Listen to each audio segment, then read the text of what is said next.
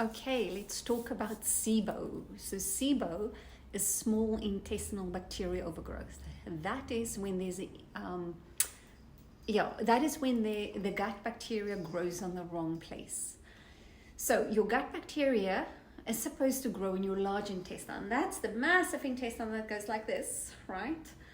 And that is where the fermentation should take place. So what happens next is then when we have the bacteria that's growing in the small intestine, which should not grow, we can, for instance, eat something healthy.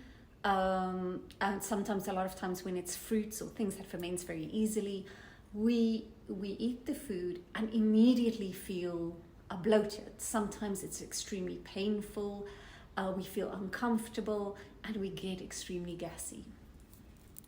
So what should you do if you have these symptoms? Well, I normally put a person on a very strong antimicrobial diet so that we can kill some of these bacteria. But what you can do at home is you need to starve them. To start off by starving them, by not giving them anything, any sugars, any highly fermentable foods. There's, for instance, a diet that's called the Fodmap Diet that you can follow. So the Fodmap diet is one thing. Another thing that I strongly recommend is to go on an antimicrobial protocol where you use herbs and supplements to actually kill some of these bacteria, because you need to actually bring the bacteria down. You kill them in the places where you don't want them.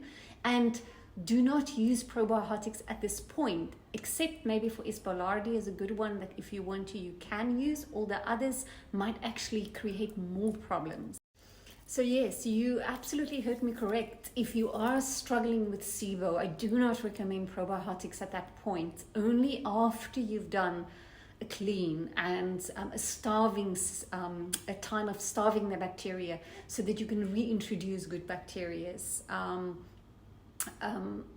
Because otherwise you might actually create a bigger problem. So Sibo is just one of the many gut issues that we see in practice. There are many, and all of them have different symptoms, and a lot of times the symptoms are very overlapping.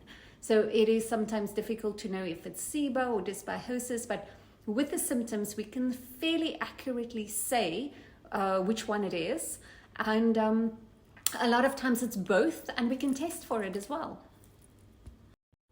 Okay, so symptoms to look out for. If you are on PPIs, proton pump inhibitors, or if you get bloated immediately after you eat certain foods, or just all food, if your stool is not well formed, or if you get a lot of diarrhea, and if you get a lot of flatulence, that is all symptoms or possible symptoms of small intestinal bacterial overgrowth.